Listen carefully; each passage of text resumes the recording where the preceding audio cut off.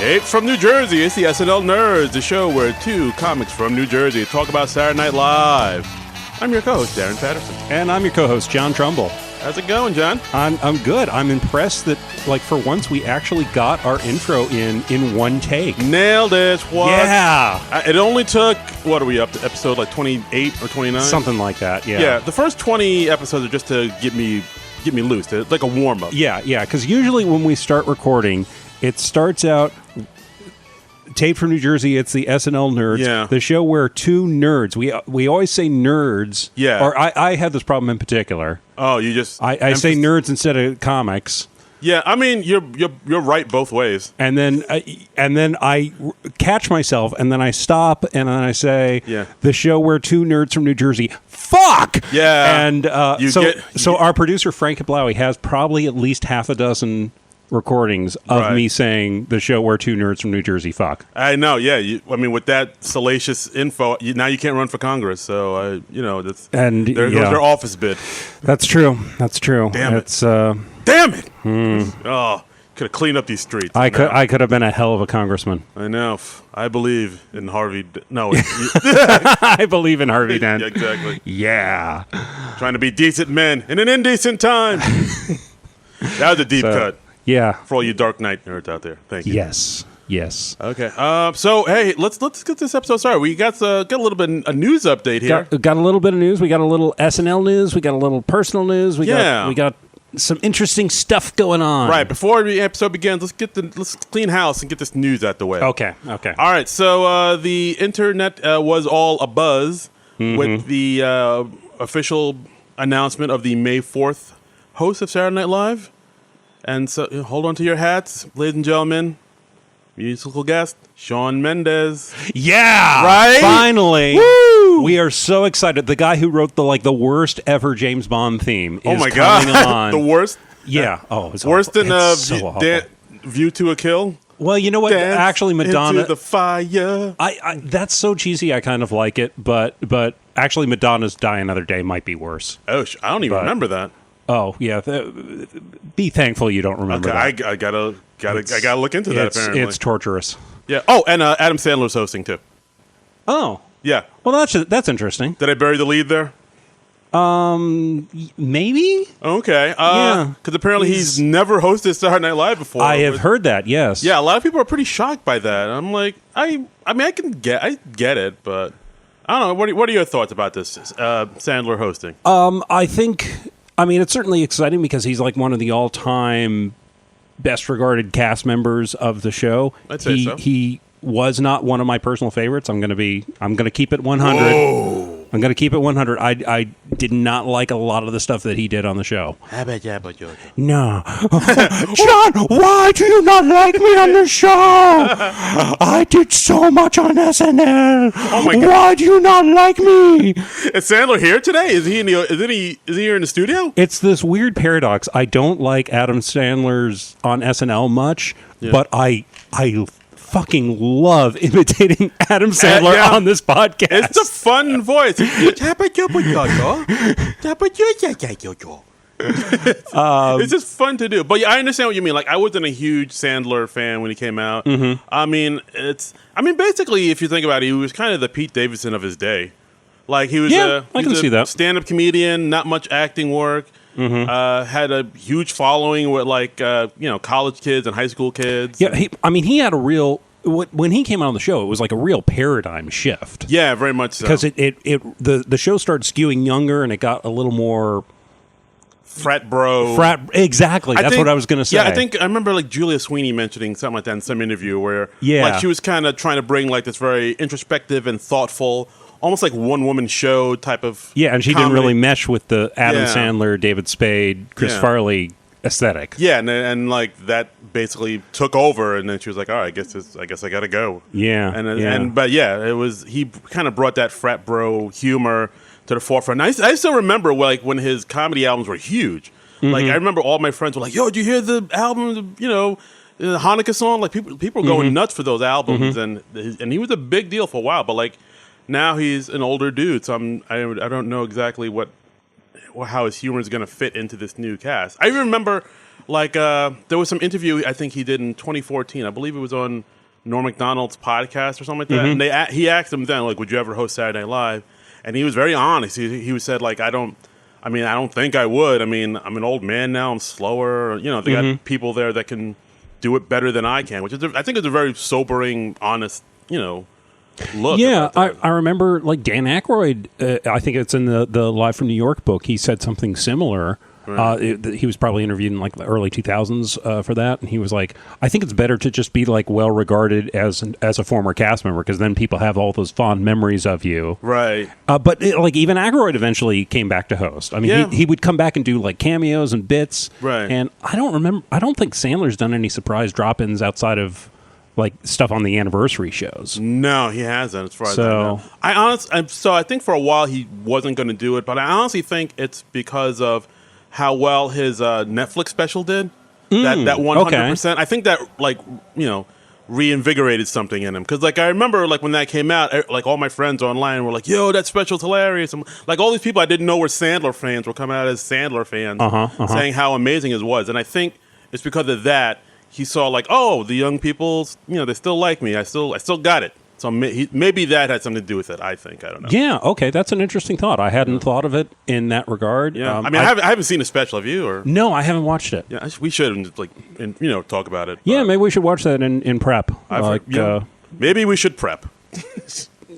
Let's not get radical, but let's not be hasty. But I mean, it'll be interesting to see what he does. Is he going to do all new stuff? Is he going to bring back some of his old characters? I mean, like some of the other SNL podcasts on Twitter were speculating, like, oh, are we going to see Opera Man? Is he going to do the Gap Girls? Is he going to do this? Is he going to do that? Man or yeah. And I think we talked about online, like maybe he'll bring back Canteen Boy with.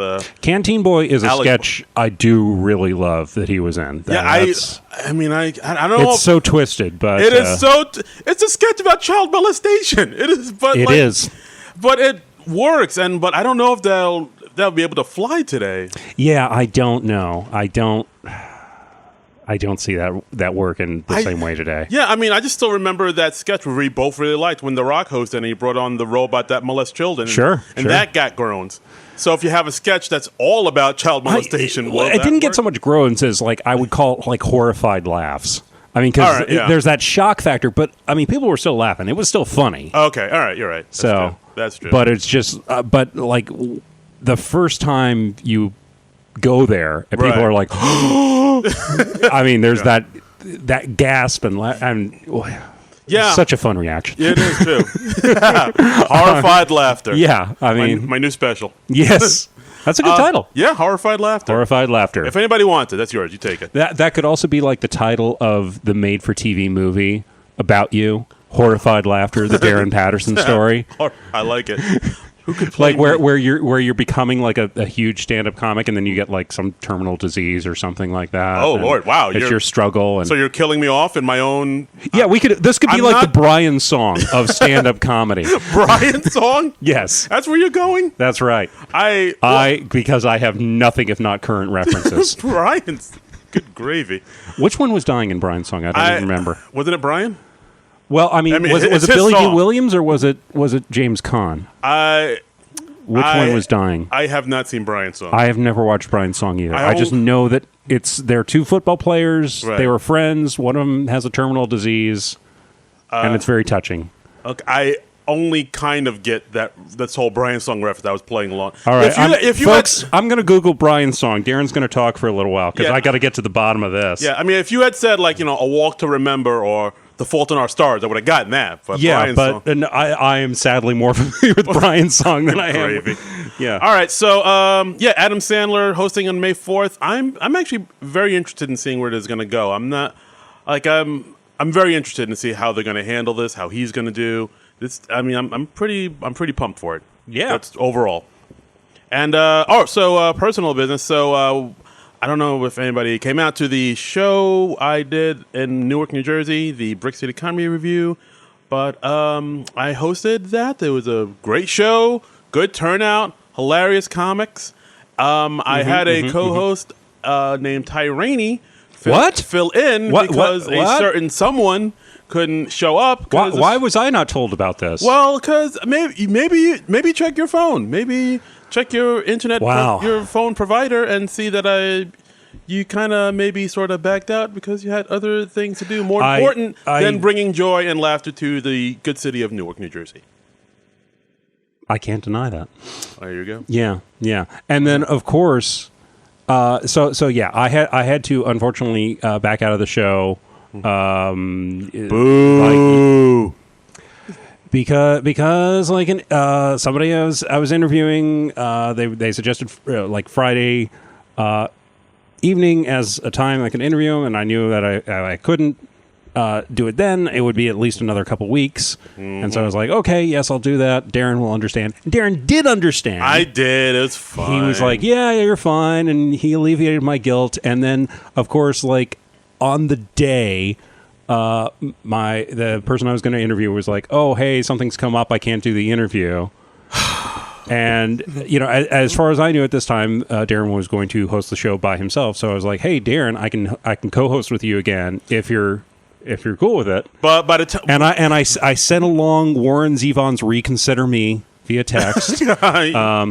It was very touching, and it was his "In Your Eyes, Say Anything." Yes. I went to the outside of Darren's house. I hoisted a boombox over my head. I was wearing my John Cusack trench coat. The light, the heat in your eyes, and I am complete. And Darren was like, no, I already got tied. I moved on. Bye, boy. And Ty Rainey is a great comedian, friend of the show, friend of both of us. You've eaten pancakes with Ty Rainey. I've eaten pancakes with Ty. Yeah, Ty Rainey has a great sort of web series called Pancake Social, where he has comics over. They talk about comedy and just the world of stand-up comedy. And while they do that, he makes pancakes for you. He records it in his kitchen, and he actually just makes breakfast, and you just talk shop, and it's great. And so watch if you can. And Ty Rainey's an awesome comic, and he helped me co-host the show. It was a great show, and it was phenomenal and good things. Phenomenal. Yeah. Wow. We raised the roof, as the kids say. Phenomenal. I'll say phenomenal. Yeah. Okay. Yeah. Okay. Phenomenal. All right. Well, you know what? I have just one thing to say to that. What's that? Brian Piccolo was played by James Caan in the TV movie Brian's Song, and Brian Piccolo was the football player who had terminal cancer, and they were teammates on the Chicago Bears. So Bears. So Brian Piccolo was the guy with the terminal disease. Oh, okay. So if we were to do a Brian Song type TV movie, right. I guess I would have to get the terminal disease. Okay, all right. Just to maintain the Brian Song parallel. Just to maintain the authenticity. Right. Okay. So who did we get to play you? Like, I know we talked about Richard Mall last time from Night Court. He seems a little old. Okay. All right. Well, Joss Whedon, he doesn't do too much acting, but yeah. I mean, I would be okay with Joss Whedon, and of course, I would be played by Idris Elba. So sure, that tracks. Yeah, that tracks. Yeah. It all tracks. Right. It all tracks. Okay. All right, let's get the show started. All right, let's talk about this episode. Okay, so this episode, we haven't even said what episode we're covering. People don't even know what we're talking about. This is let me scroll up to my notes.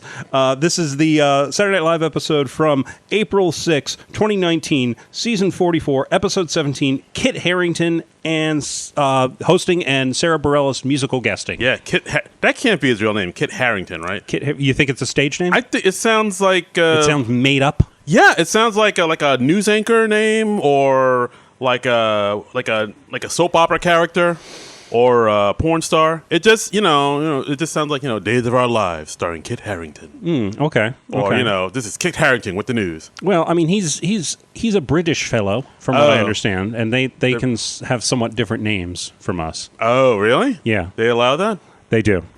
They do. It's not American. I mean, he's no Benedict Cumberbatch, but that name. Let's not that's even the talk. Most British name ever. My God, that's just like British McBritterman. But Kit Harrington, he's of course most well known, most famous for Game of Thrones, where he plays Mr. Jon Snow. And Darren and I are a little handicapped in this episode because neither one of us watches Game of Thrones. Yeah, so a lot of you Game of Thrones fans are going to Yeah. really going to be upset with us. We are going to trigger you during this episode. It's like, they're not saying the name right. Go! I'm going to be upfront. My knowledge of Game of Thrones comes almost entirely from Conan O'Brien segments when he goes to the San Diego Comic-Con and he has the Game of Thrones actors guest. Boy. Yeah, it's more than I am. So, have you never seen an episode at all? Or I don't think I've ever watched an episode. I'm not generally like a big fantasy sword and sorcery type person. Oh, you're like, so... I mean, I love the comic books. I love the science fiction. Right. Fantasy is just a genre I never got into as much. I just can't. Okay, so like Lord of the Rings, Dungeons and Dragons. I watched Lord of the Rings. My main thought during the 3-hour run of the first Lord of the Rings movie, I was like, I would kill for somebody named Ralph. Anybody? Yeah. I mean, it was like, just, Saruman and Aragorn and all the Gons. You know, all the. It's a lot to keep track. There's not much I could relate to or hook into. You know, there's no reality. And hey, well, it is fantasy. And so. if you love that stuff, that's great. I'm happy for you. No judgment. I have nothing against the stuff. It's just not my personal thing. Okay. Yeah, I'm the same way. Like I think it's all right. I think it's okay. Like I saw all the Lord of the Rings. I think they were fine, but I just remember them being crazy long. Yeah. More like Long of the Rings. Right. Are you Darren ready? Patterson, bring the heat. Yeah. You're on notice, Lord of the Rings. Y'all ready for this? Hey. So anyway, this episode, Harrington and Sara Bareilles. So the cold open. Joe Biden 2020 campaign. Joe Biden campaign headquarters. It's Joe Biden getting briefed on more appropriate ways to interact with women. Yes, he's been in the news lately about being a little handsy, little gropey, little smelly, sniffy, sneezy, dopey duck with the ladies. And, yes, you can't do that. And the big news for this: the grand return of Jason Sudeikis as Joe Biden, the Duke. Yeah. I mean, anybody call him the Duke? I don't know. We're calling him the Duke now. Sudeikis. Oh, maybe, or the Dake. The Dake? Yeah. Well, that sounds wrong. Okay. I like the Duke. I mean, John we'll Wayne's not using it anymore. Let's give it to Jason Sudeikis. Done. All right. Jason the Duke Sudeikis returning as Joe Biden, Uncle Joe Biden. Yeah. And I mean, their slant on him here is basically he's like he's clueless, but he means well. Yeah, very much so. Yeah, he kind of busts in and he's like, "Oh, hey, you," and like he says, "Oh, let's play a little music to get the mood here." And of course, he plays like Lou Rawls, and which is inappropriate and. You'll never find. Yeah, and it was also interesting to see, like, Kate McKinnon comes in as the advisor to show him what he can and cannot do. Yes. And it was weird to see, because Kate was kind of like the straight person in this one. Like, she didn't have, like... It wasn't as outrageous of a character as Kate McKinnon usually plays. She was, like, pulling it back more just so, I guess, Sudeikis could, like, bring it more and be more... Yeah, and she was actually starting to break a little bit at one point. A little bit, yeah. And, of course, it's Sudeikis, being more and more outrageous. Like, oh, I can't, tickle women anymore. He's like, no, you can't. Like, not even on their birthday? That's a funny line. There were a lot of funny lines in this. Biden says, I'm a hugger, a kisser, and a little bit of a sniffer. He says, I did the 23andMe, and I'm 1% Eskimo, so rubbing noses is totally okay. Yeah. And, and they bring in a few women for... Joe Biden to practice with, who are undecided Democratic voters. And so we have Adie Bryant come in, and Joe cradles her face in his hands. Yes. And Adie ends up like... punching him in the stomach. I thought she'd like kneed him in the crotch, but... one of those. She hit him low. She physically assaulted him somewhere in the midsection. She went low. And then Leslie Jones comes in, and then she recognizes Joe Biden as Obama's granddaddy. Yeah. And grabs his ass. Yes. And she says, I'm totally going to vote for you. Yeah. She's a lot of ass slapping. A lot of ass grabbing. Yeah, as you do. And there was a great line where they were talking about, because, of course, the Trump people are jumping all over this story. Yeah. And they were saying, like, well, wait, hasn't Trump, like, admitted on tape to actually assaulting women and grabbing them by the hoo-ha? Yeah. And they're like, yes, but unlike Trump supporters, your voters actually care about that stuff. Yeah, it's not wrong. Not wrong. Not wrong. And the really weird thing is, like, Biden hasn't even officially announced yet. Yeah, this is all happening, and, like, he hadn't said he's going to run yet. He's just... Like, wow. I just don't know, man. Yeah, I don't know. I don't know if he's going to run. I don't know if he should run. I don't know how much this is going to damage him. I just want life to go back to normal. I just want to be able to sleep at night. Is there such a thing? I don't know. I don't know. But but I thought this was a strong open for the show. I thought it. Yeah. It was funny. Yeah. It was topical. It's what you want in an SNL cold open. Yeah, it wasn't a Trump opening. It wasn't anything. You didn't have Robert De Niro awkwardly reading cue cards. Oof. You had a beloved cast member returning. It's what you want. Yeah. It gets you pumped for the show. Yeah, it was all right. So it was good. So next we had the monologue with Mr. Kit Harrington coming out clean shaven. Yeah, people were freaking out about that. Shaved for the show. People were aghast. He's not very recognizable without the beard. To be honest, I wouldn't recognize him with the beard. Like, I don't know. I don't know Game of Thrones like that at all. Yeah. I mean, the main thing I know about Jon Snow, I know he was like killed off for a while, and he was a very beloved character. Spoiler! What? And then they brought him back, and yeah, he like came back from I don't know the dead or I don't know something. Yeah, the snow, or he just went to the store for a bit and then came back. And yeah, he was like, "I've got Funyuns." I'm going to the store. Call me if you need anything. That was Jon Snow's resurrection. Yeah, he brought back Funyuns. So he came out and we had he of course did the audience questions, which I don't think have they done that this season? No, I don't think they have. Like mostly this season they've done like the host talking about themselves like autobiographically. But this is probably the first like audience Q&A he's done in a while. He also mentioned the movies he's done before. Oh yeah, some of the movies that didn't do so well. Yes, a movie called Pompeii, which was apparently a bigger disaster than the actual Pompeii, and something called Silent Hill Revelation 3D. Yeah, I got the same reaction. Yeah, I got nothing. Yeah, I got nothing. So Game of Thrones is like the big thing he was known for. Yeah, and we had an audience member who was asking him Game of Thrones spoiler type questions, and he's like, well, I really can't talk about that. Right. And the audience member just goes, bitch, I didn't come here for sketches. Which is hilarious. I'm going to try to work that into my everyday speech. Like, yeah, that should be a part of our vernacular. Yeah, like I'm going to 7-Eleven and I want a Slurpee. It's like, no, bitch, I didn't come here for sketches. Yeah. Where them Slurpees at? Actually, that person I found out is a writer for SNL. I figured they usually utilize a lot of the writers in those audience Q&A segments because they're not as recognizable as the cast members. Yeah, absolutely. So I figured that guy was a writer. Who is he? Gary Richardson. All right. I'm not familiar with his work, but like I saw online a few people like, oh, it's Gary's online. So Gary Richardson. I don't think I've seen him pop up on the show before. He didn't look recognizable to me. I don't think so. He might have been like maybe an extra here or there, but yeah, this is like the first time I've recognized him. Kudos to you, Gary Richardson. Yay. You go, girl. Yeah. And then we had some Game of Thrones people. Yeah, a lot of cameoing. We had Amelia Clark. Yes. She said, do you remember when we had sex in season 6? Did you know that they filmed that? That was cute. We had John Bradley. Yes. Who I'm not sure who he plays. We'll make up a name. Aragorn.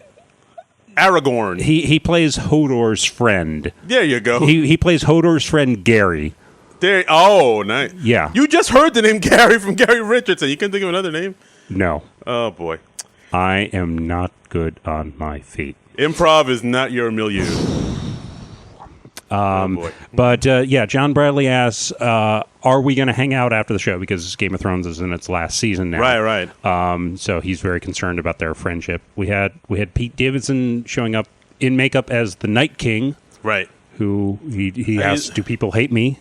Yeah, I guess he's a big deal on the game. Big villain. I could just imagine all the Game of Thrones listeners just like grinding their teeth. We are enraging so many Game of Thrones listeners I get because we are so freaking indifferent to this show. I mean, I get it. If I listen to a podcast and they were like whatever with the Avengers or a Tribe Called Quest or something I loved, I'd be like very like that's not great. Honestly, if I was a Game of Thrones listener, I probably would have switched off by now.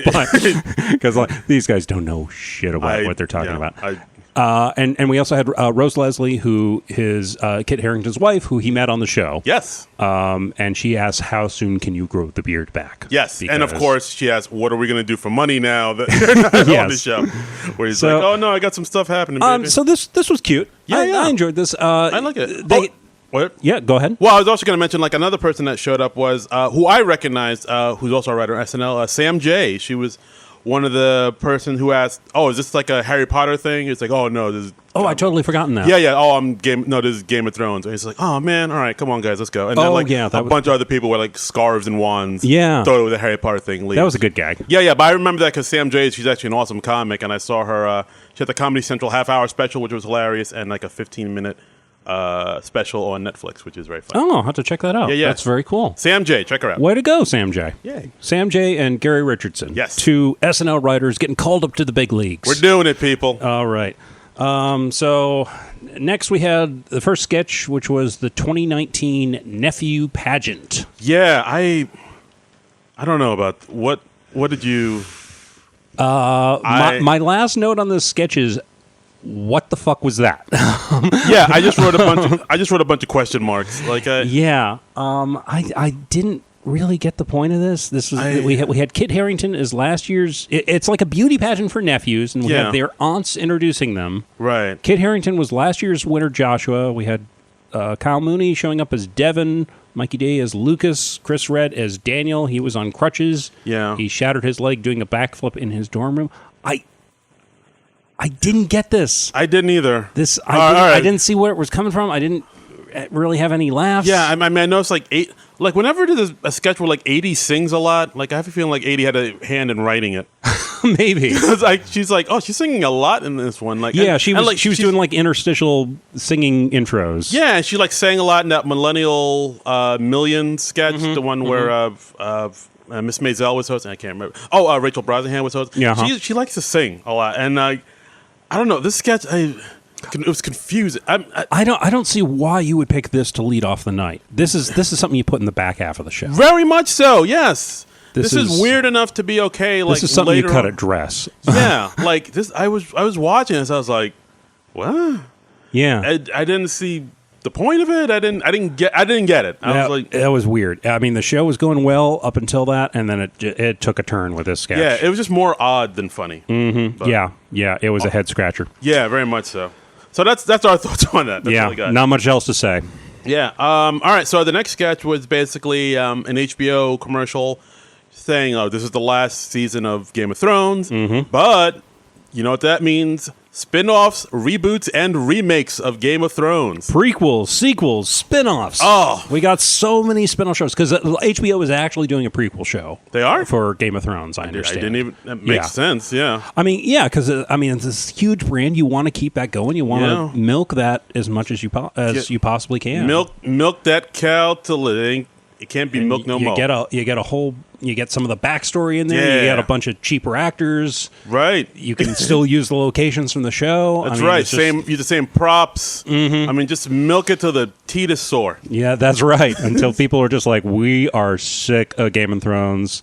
John and Darren were right to not watch this. That's right. The SNL nerds are prophets. That's right. We should believe everything they say from now on. History will prove us right. That's in the right. End.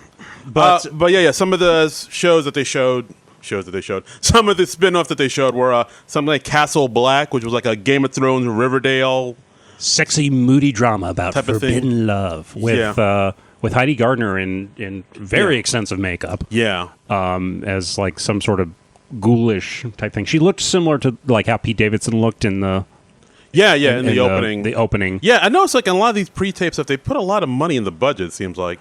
Well, they really go all out to make those look good. Yeah. And they ape the various film styles. And right. Yeah, they do a really strong job on those. Yeah, like the duel with Sandra Oh last week. That looked really like professional. Like they put money in that. I was like, this looks really good. And when you think that they're putting that together in just a matter of days, because they're probably shooting that on like Tuesday. Yeah, and then editing it together before Saturday. Shoot a Tuesday, edit like Wednesday, Thursday, Friday. Yeah, and be ready for Saturday. That's an impressive feat. It's incredible. It's incredible. So we also had Arya, which was a spin-off on the character Arya. Yeah, and it's animated. Daria. Yeah, animated in the style of Daria. Yeah, which is like an animated part in SNL. I haven't seen that in a minute. Yeah, and I mean, getting animation done. I mean, I guess that was Flash animation. I don't know. Okay. it was kind of fun for me to see Daria because like back in the day, like 20 years ago when I worked for a video game developer, we did a Daria video game. Oh, really? Yeah. I didn't know there was a Daria video. Yeah. It's out? Like 20 years ago. Oh, okay. But it's not on its way out. So next month, you'll have to find the cutting edge of 1999 technology to play it. TurboGrafx 16. We did like a Daria. It was like a daily planner thing, and then some sort of Daria video game. So I had to draw the Daria characters for a few months. Which was interesting. I gotta find that. Yeah, I think I might have a copy at home. Ooh, yeah, it's probably like a CD-ROM or something. I didn't get a birthday gift from you, so okay, maybe. We'll talk off air. Hot dog. Next week we had Sam and Gilly in The Queen of King's Landing. It was like a sitcom, like a King of Queens thing. Yeah, it was just like a bunch of like Game of Thrones. It seemed like it was a very rapid fire thing. Yeah. It seemed like Cecily Strong was doing like a bit of her Gemma voice for the Gilly character. Yeah, very much so. And there was Wilding Out, which is like a Wilding Out type of parody. There was No Ballers, which was like ballers, but they have no balls. We had Hodor's House, which was sort of like a Nickelodeon kids type show. It looked like a Pee-wee's Playhouse. With Hodor. And then the big thing at the end, we had... this surprised me. Game of Thrones SVU, with Mariska Hargitay and Ice-T cameoing as their characters from Law & Order SVU. They actually got him to do this. Yeah, it's just hilarious seeing Ice-T and Mariska Hargitay in the Game of Thrones type character costumes. That kind of surprised me. It's like, whoa. And Ice-T says, "You're telling me some sick son of a bitch cut this dude's thing off, then fed it to his dog, then gouged the guy's eyes out, then fed him his own eyes, then wore his dead skin to an orgy, then got busy with where the eyes used to be," which I believe is all stuff that has literally happened on Game of Thrones. I'm pretty sure. That show gets twisted. That's why I don't watch it. That's gross. But it was. This struck me. It was very like John Mulaney-esque, where like John Mulaney has a thing in his stand-up where he's talking about Ice-T. How in every episode of SVU, it seems like it's his first day on the job. So you mean to tell me that this guy gets off on little girls with pigtails? Ice. You work in a sex crimes unit. You're going to have to get used to this. That's crazy. Oh, God.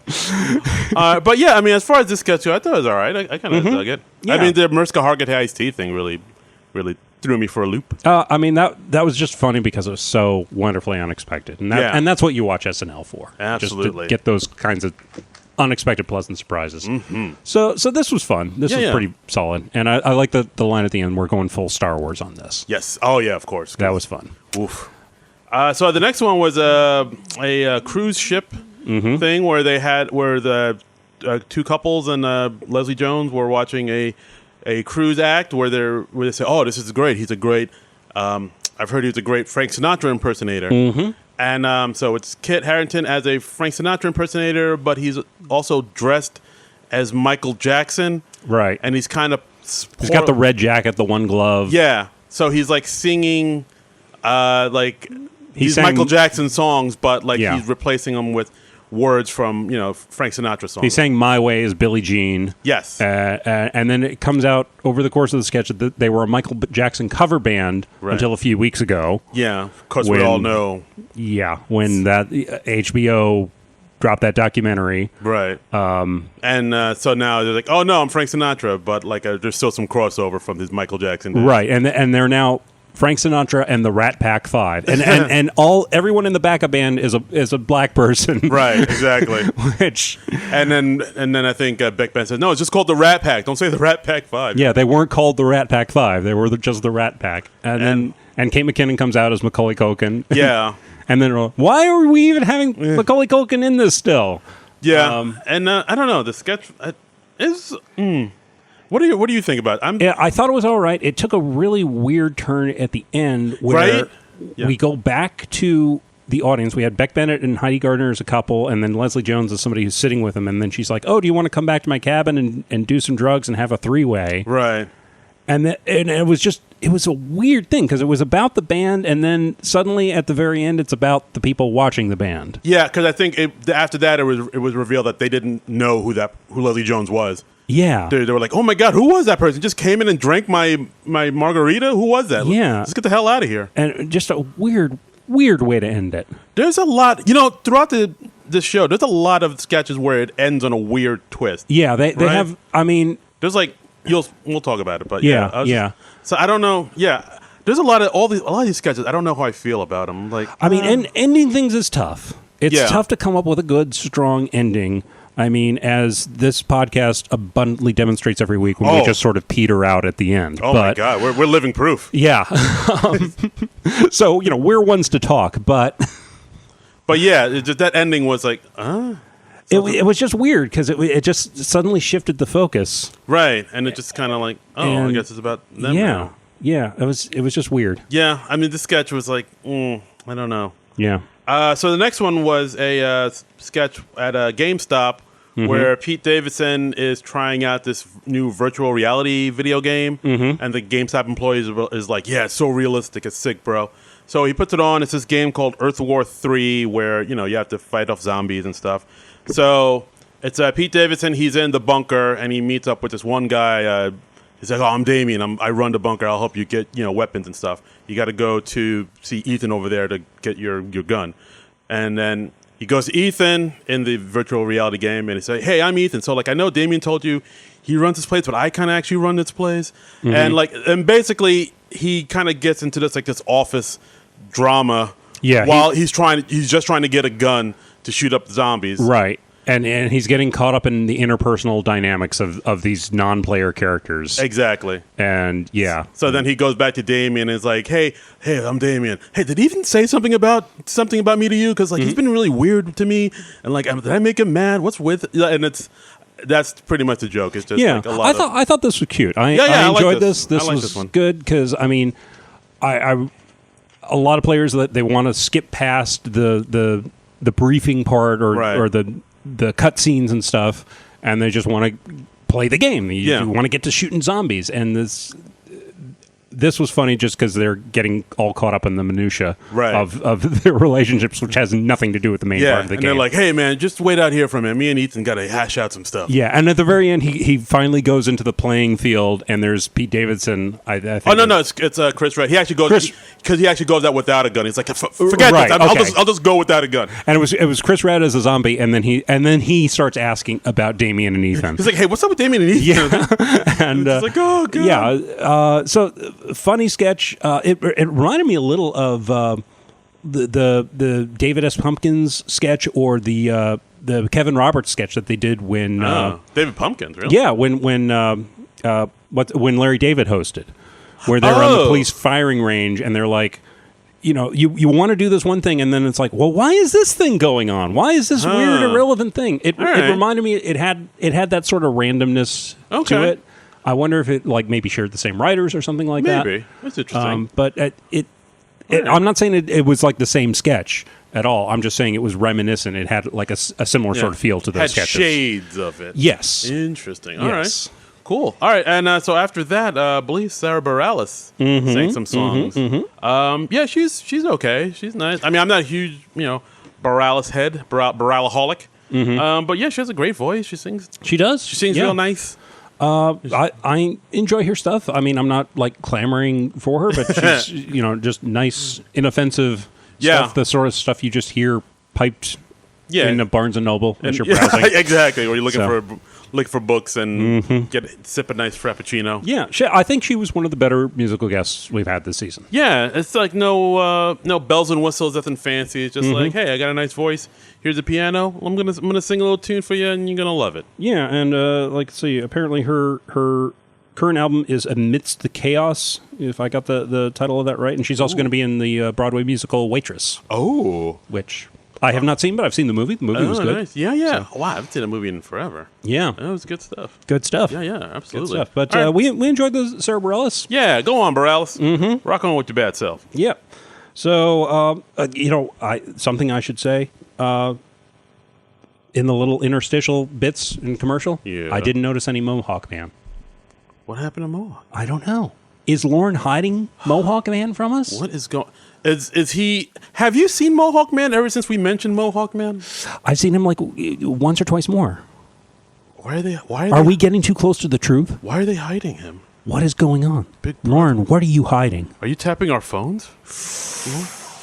This goes all the way to the top. We are going to find Mohawk Man. We will not rest. He will have all the answers for us. We got too close. Not just about SNL, about life in general. Because Mohawk Man has lived a life. Oh, my God. You don't have a mohawk without having lived a life. There's a story behind that mohawk. Oh, indeed. Oh, my God. The tales he has to tell. I mean, let Mohawk Man out. Yes. And just play and play? Yeah. And interact with the people on the show.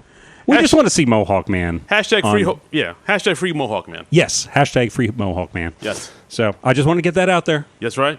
All right. We see you, Lauren. We see you. We see what you're up to. Yeah. Mr. Michaels. Next we have Weekend Update. Weekend Update with Jost and Che. So they were talking all about the news stories of the week. A lot of Joe Biden up at the top. Let's see. Che said that Biden looks like one of those uncles who calls spring sundress time. You're not wrong. Yeah, I could totally see Joe Biden doing that. And there was apparently a group of Republicans decrying Biden. They're independent Republicans of New York, or irony. I like that joke a lot. That's a solid joke. That was a good. That was a great joke. Didn't see it coming. I stood up and applauded. Did you? I got off my couch. I was like, "Bravo!" Wow, that's right. Wow. And Che teased that he might be running for president in 2020. Oh yeah, that's right. So he's got my vote. Yeah, we could do worse. We have done worse. We are doing worse. We are. This is the worst. That's right. Che had a great line where he was talking about how the Mueller probe apparently didn't have enough evidence to right. Yeah, I wrote that down. To prove collusion on the part of Donald Trump, and Che just goes, "What planet? You're the FBI," which again, wonderful. Not a take I've heard before, but he said, "Just turn off your body cam and put some crack in his shoes." What's the problem? Damn, that is funny. Hey man, he ain't wrong. That's Che. Che is golden. Just plant some evidence. Yeah. You've done it. All right, so the first guest they had is film critic Terry Frank with Alec Moffat. Alex Moffat. I said Alec. Wow. You said Alec. Oof. Yeah. And he believes in macro dosing, which is basically seeing movies on LSD. Yes, he's taken huge doses of LSD, and he has these movie reviews now for him. And so his plot summaries for the movies are getting mixed up with his hallucinations. Yes, like he called Dumbo a terrifying journey into hell. Mm-hmm. And then he also reviewed what was it? A Star Is Born. Yeah. And then Colin was like, "Hey, that came out months ago." Oh, Colin, you still believe in time? I like this one. I thought it was good. It was good. It didn't overstay its welcome. Yeah. I don't know if I want this to become like a regular recurring bit. It might. If they go a little further with it, it could be fun. Yeah, I like it. Just like him all on LSD, talking about these regular movies and how he sees into his LSD mind. Yeah. And when he shot back to Jost, he always called him different names. Like Colin, and then he called him Todd, and he called him Jesus. Right. I thought that was like, all right, that's funny. Yeah. I mean, I didn't like this as much as, say, like John Mulaney and Pete Davidson reviewing The Mule. I mean, you're not going to... I mean, if we have to have movie reviewers on Weekend Update, those are the guys who get my vote. Everything's better with LSD. That's what I've always said. Everything's better with LSD and John Mulaney. Yes. Yeah. Thank you. So bring John Mulaney on LSD. Thank you. Then we got something. Now you got a story there, fella. Now you're cooking with gas. Let's see. They also reported on a Star Wars orgy, which is like a regular orgy where you find out that the guy in the mask is actually your father. Hey-o. That sounds like a Stefan line, doesn't it? It does. I didn't realize that until I said that out loud. But the newest club is Star Wars Orgy. Yeah. And then last week we had Keenan as Charles Barkley. Yeah. I didn't really have the background to get this. I honestly I'm not a sports fan, so I had no idea that Charles Barkley had gambled away his money. Yeah, we don't watch Game of Thrones or sports, people. Yeah. We are shut-ins. Yes. We fear the outdoors and change. Yes. I mean, I did like his one line saying the only thing that's black in Minnesota is toenails. Yeah, that was a good line. That's a good line. But yeah. I mean, for the most part, he was just kind of saying some stuff you'd have to understand if you knew about Auburn and the Final Four and basketballings. Yeah.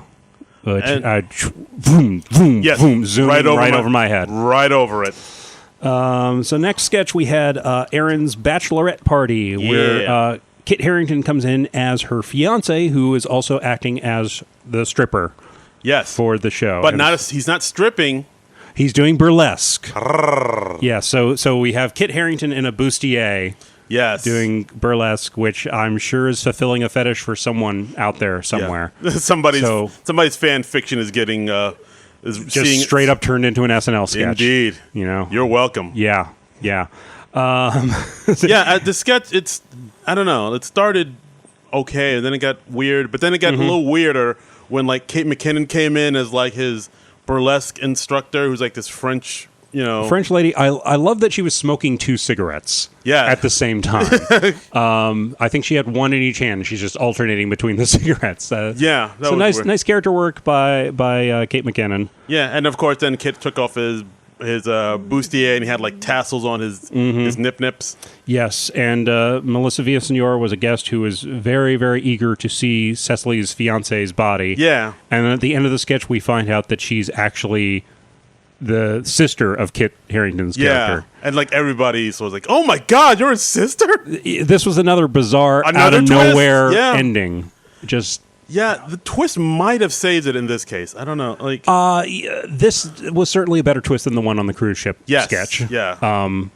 But it was still kind of random out of nowhere. Yeah, the sketch was not entirely out of nowhere. They did set it up. I take that back. Yeah, because she did say several times like, "Oh, I want to see your fiance's body. I want to see his body. I want to see his body." And then you think it's just a horny friend who wants to see her friend's guy's body.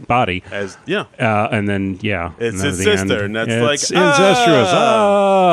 Which I guess very apropos for a Game of Thrones episode because they got the incest going on that show. They do. There's so all the incest fans. You got that there. Yeah, that's for you. Yeah, so maybe that was another little Game of Thrones fan service there. Yeah. You're welcome. This show has everything for everybody, except Game of Thrones fans. You like the incest, right?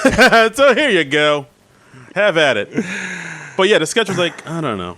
It was, I don't know. We're saying a lot of I don't know. There's something off. I don't know. It felt like there's a weird vibe throughout this show. Well, I mean, this sketch, it was mainly dependent on the visual of Kit Harrington in the women's underwear. Yeah. Doing the burlesque, taking the glove off. Yeah. Sensually.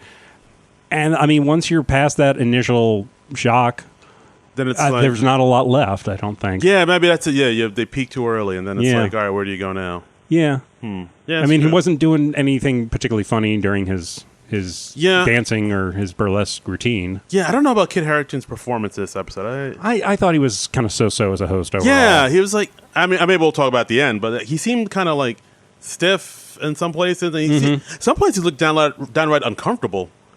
Well, I mean, it's live TV. It's not for everybody. That's very some true. People take to the format, some people don't. This just might have been one of the people who didn't. This is true.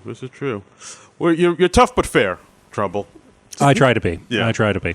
All right, so the next one, Day in the Life of Theresa May. Yes, this was another film segment dealing with all the hubbub over Brexit. All the hullabaloo. Yes. So we had... it was Kate McKinnon as Theresa May, and Sara Bareilles was like playing a song throughout, A Day in the Life of Theresa May, as a Buckingham Palace guards give her the finger. Yes. She eats fish and chips outdoors, and a bird craps into her fish and chips. Yeah, basically. It's just basically like nothing goes right for her. And we had Kate McKinnon dancing in a Union Jack unitard. Yeah, and... or leotard, whichever that is. I think the unitard covers the whole body, right? Right, yeah, I guess it was a unitard. Yeah. She just does like interpretive dance while Sara Bareilles plays.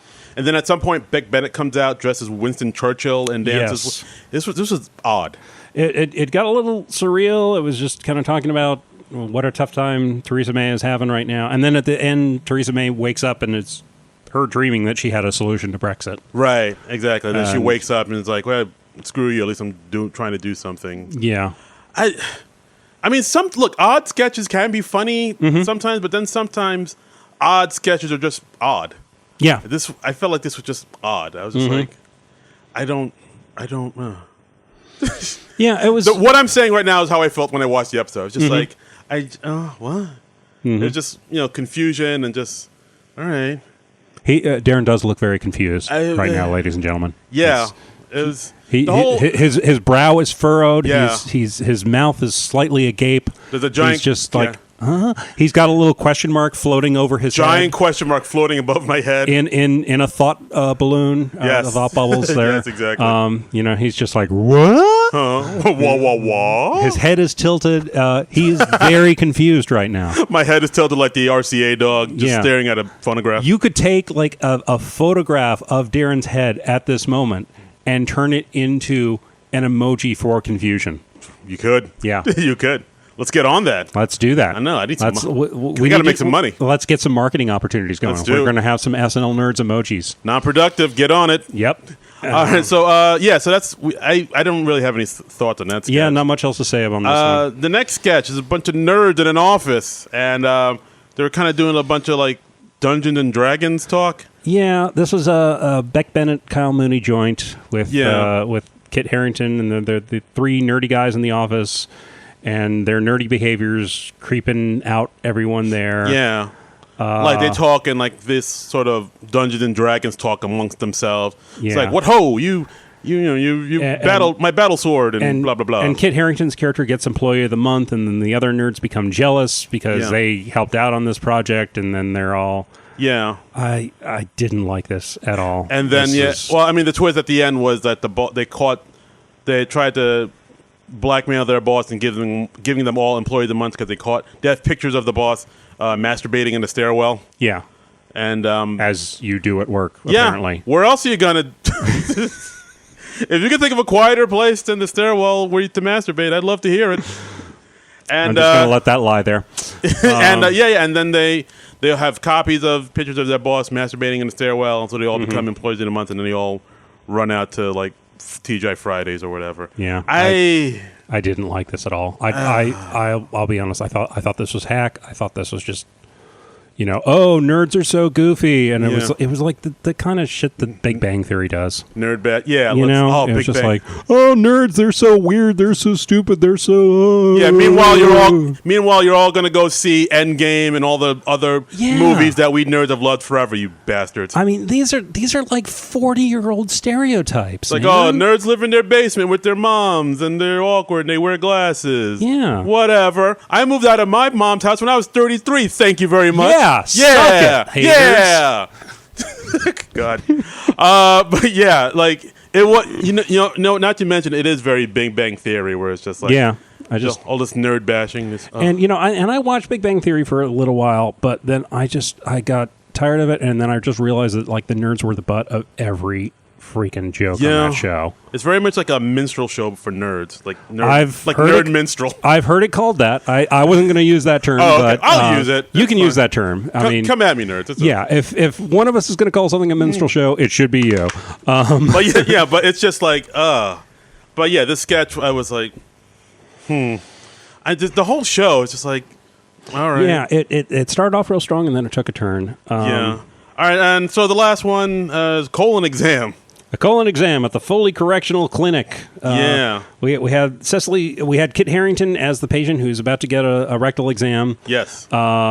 Cecily Strong is the comes nurse. in. He thinks she's the doctor at first, and he's flirting with her a little bit. Yeah. He's like, hey, maybe we could go out after this is over. And she's like, oh, if I don't find anything on your exam, sure. It's a bold move. It's like, ask out your doctor who's going to look up your beehole. That's a baller move. That's a way to go.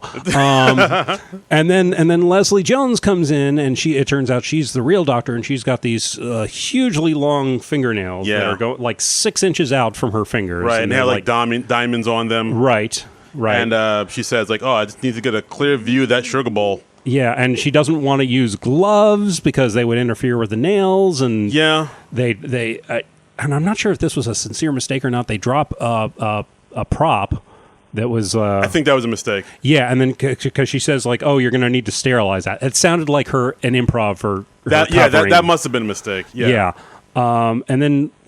And then they start struggling, and Pete Davidson comes in, and he's an orderly, and he's like holding Kit Harington down so they can perform the exam. Yeah, and they're like in a wrestling pose, and it's like Kit Harington's not butthole, his butt's all in the air, and they gotta go digging in there, and then they don't go digging in there, but they're about to. But they're preparing to dig in there. They're preparing to dig in there. I think that's the medical term. And then at the very end, there's another twist. Another twist. Another plot twist. This is like the Black Mirror of Saturday Night Live. Shyamalan. You know, they went all Shyamalan with it. Yeah, and the twist is that Kit Harington is actually the boss of the butthole. What is it? The butthole doctor place? The butthole hospital? The proctologist? That's it. That's it. The butthole doctor place. Isn't that the typical? Isn't that the technical term? Yeah, sure. It turns out the whole thing was an episode of Undercover Boss. Yeah. Which certainly an unexpected original twist. I didn't mind this twist. It was kind of I think it was the funniest of the twists they did this night. It was. And he gives them all like positive reviews. He's like, Cecily, you flirted with me just enough to keep me in the room, which was good. And Leslie, you did this, and Pete, you held me down very nicely. You held me down. I don't remember what his positive feedback was for everybody, but he had positive feedback for everyone. And and then that was it. That's the episode. That was the episode. And actually, something I just noticed. I just found out about while I was checking my phone a couple minutes ago. At the end, when they give the goodbyes, Jason Sudeikis is there. He's wearing a T-shirt that says Kristen and Jason and Andy and Bill. Oh, I didn't notice that. Yeah. Sweet. I didn't notice it until literally a couple minutes ago. I was checking my phone. But yeah, wow. Kristen Wiig, Jason Sudeikis, Andy Samberg, and Bill Hader. Are we sure that's who he was referring to? I mean, who else could it be? I don't know. I want to come up with like some other random Kristen Jason, Stewart, Jason Momoa, Andy Serkis. Yes. And Bill Cosby? No, I shouldn't say that. Probably not Bill Cosby. Not Bill Cosby. Yeah. That's the only Bill I know. Billy Joel. Yes. There you go. He's big fans of all of those people, of Kristen Stewart, Jason Momoa, Andy Serkis, and Billy Joel. Woo, I remembered them all. Oh, yeah. Nice. I listened to my co-host. Yay. Yeah. But yeah, this episode, I mean, it was pretty lackluster. It was lackluster. I think it was a step up from last week's episode with Sandra Oh and Tame Impala. Really? You thought this was better than Sandra Oh? I think so, because at least it started strong. Huh. All right. I mean, that's just my personal preference. You go your own way. You can go your own way. Go your own way. I mean, I think this was maybe a little bit a step down. I mean, okay. The Sandra. Wow. I think the Sandra Oh. I gotta watch it again. Do you? I wouldn't wish that upon you. Maybe not. No. You know what? I just remember the Jussie Smollett episode, the sketch. I'm like, yeah, that's right. Yeah. So you don't want to go there. There was that. All right. I mean, the revelation I had at the end of this is that when SNL isn't really working, it's a series of disappointing experiences, but I still keep coming back for more the next week, always hoping for the best. Yeah. And in that way, it's a lot like my dating life. All right. Just, whoa. It's like, wow, that wasn't as good as what I was hoping it would be, but hey, well, maybe it'll turn around. Tomorrow's another day. That's right. The sun will come out tomorrow. And we're feeling optimistic about next week because we got Emma Stone returning to host. I'm really looking forward to this. Is this her fifth time? Fourth. Okay. She's getting close to that 5-timers. Closing in on that 5-timers club, and then we have BTS as the musical guest. Yes. Who's K-pop. K-pop. They're a boy band from Korea. Yeah, right? yeah. Apparently, I'd never heard of them until they were mentioned, but I told my wife about it. So she's like, no, they're huge stars. They're internationally known. They're cool. They have a huge following. I was so there are going to be a lot of screaming girls. Yes. In the audience. Yes, there will be. It'll be like when One Direction was on, and they'll just be like, ah!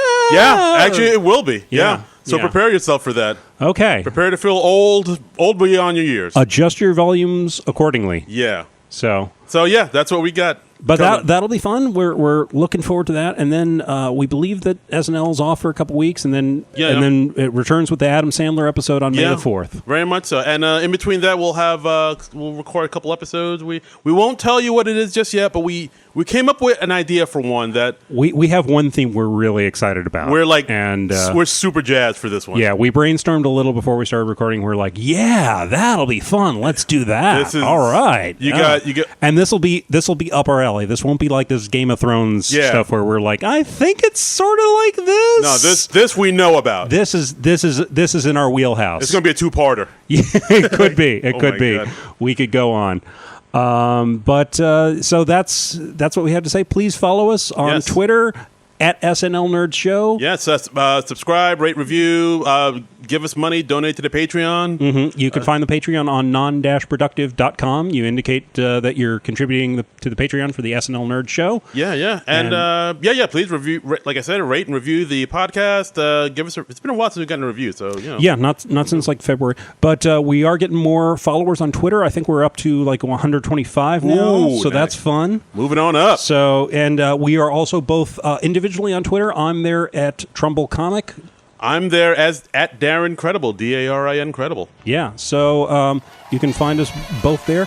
Do we have any other things to plug coming up? Not really. You can find me on Instagram at Darren Credible, website DarrenCredible.com. Okay, we get it. You're online a lot. Yeah, I haven't looked away from my phone in ages. Okay. That's right. But the real world frightens me, and the warmth of my phone consoles me. All right. Well, thank you very much for listening. This show was taped without a live studio audience, so we will see you next week. Later. Bye. This has been a non-productive media presentation. Executive producer Frank Hablawi. This program and many others like it on the Non-Productive Network is distributed under a Creative Commons Attribution Non-Commercial No Derivatives license. Please share it, but ask before trying to change it or sell it. For more information, visit non-productive.com.